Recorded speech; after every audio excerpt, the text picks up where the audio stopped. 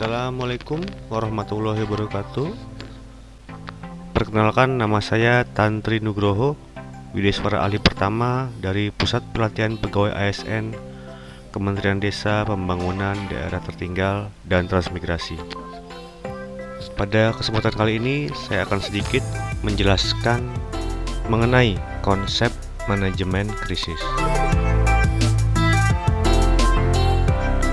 Adapun outline pada materi manajemen krisis, yang pertama adalah pengertian, yang kedua identifikasi krisis, yang ketiga pilar krisis, yang keempat urgensi krisis, yang kelima komunikasi, koordinasi, dan keputusan, dan yang terakhir perbedaan manajemen risiko dan manajemen krisis. Baik, Bapak Ibu yang berbahagia, adapun pengertian dari manajemen krisis yaitu sebuah kejadian atau momen yang tidak stabil, yang tidak kita harapkan, dan berpotensi menimbulkan terjadinya kekacauan serta perubahan yang mengancam dan memberikan pengaruh buruk serta merusak tatanan yang ada.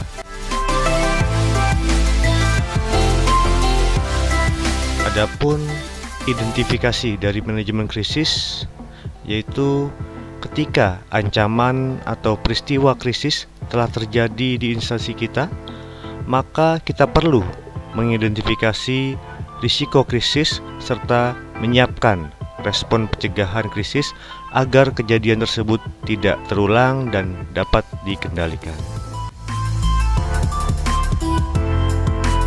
Ya, selanjutnya adalah pilar-pilar dari manajemen krisis. Yang pertama adalah self-assuredness, yaitu keyakinan diri diperlukan oleh seseorang pemimpin dalam mengelola krisis. Yang kedua, emotional intelligence, di mana pemimpin perlu didorong untuk mendengarkan umpan balik serta memikirkan bagaimana perasaan orang lain dalam situasi tertentu. Dan yang ketiga, an analytical eye, di mana seorang pemimpin perlu menerima kenyataan yang terjadi ketika krisis terjadi.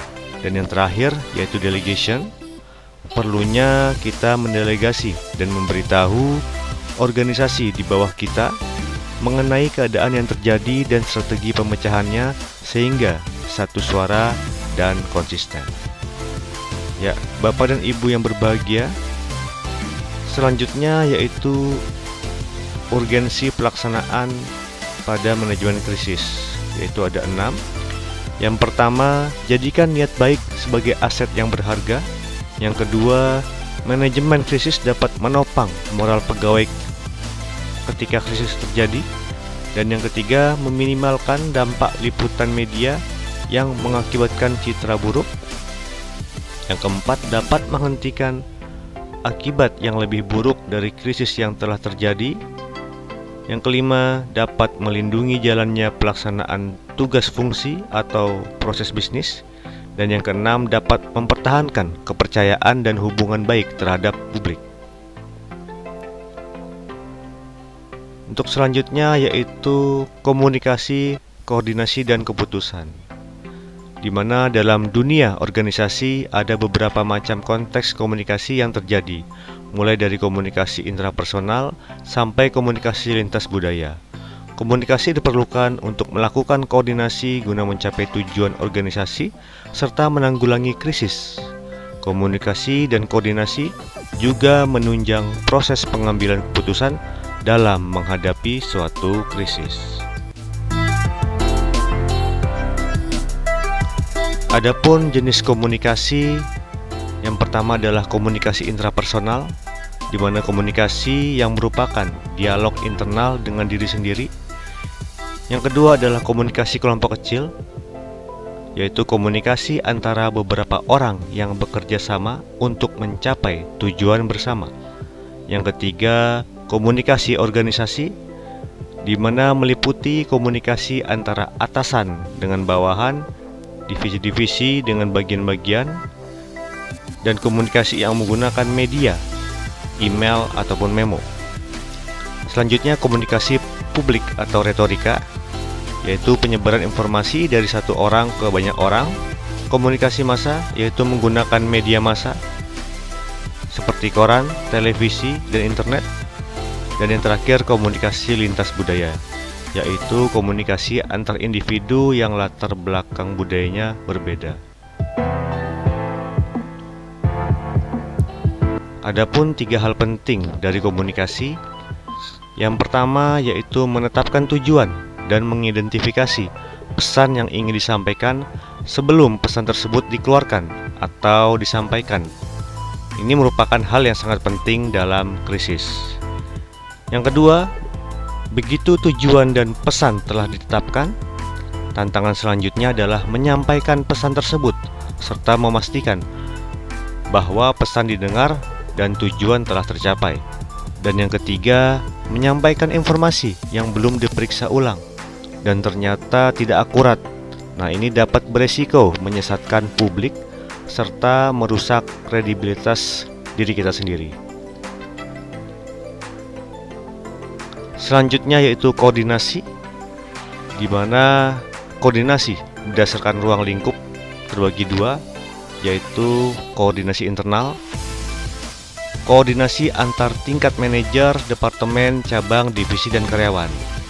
Sedangkan koordinasi eksternal itu yaitu bentuk hubungan antar organisasi dengan lingkungan luarnya. Sedangkan koordinasi berdasarkan alirannya, yang pertama yaitu koordinasi vertikal, yaitu berhubungan dengan pengarahan dan penyatuan instruksi yang berasal dari atasan unit kerja yang mengkoordinasikan tugas. Sedangkan yang kedua yaitu koordinasi horizontal, di mana koordinasi yang terjalin antar beberapa unit departemen kerja pada tingkatan hierarki manajemen yang sama. Selanjutnya yaitu keputusan atau langkah pengambilan keputusan rasional dalam manajemen krisis. Yang pertama adalah menetapkan masalah, yang kedua pengembangan alternatif, yang ketiga penilaian alternatif, yang keempat yaitu penentuan tujuan, yang kelima pelaksanaan pilihan, dan yang terakhir perlunya dilaksanakan pemantauan.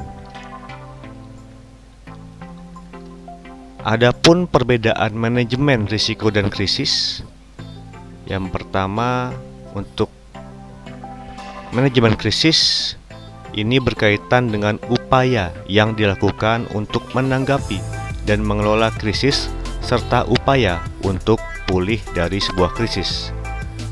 Sedangkan bedanya dengan manajemen risiko yaitu berkaitan dengan mengidentifikasi, menilai, serta memitigasi aktivitas atau peristiwa yang dapat membahayakan atau merugikan bisnis. Baik, Bapak dan Ibu, terima kasih atas perhatiannya. Wassalamualaikum warahmatullahi wabarakatuh.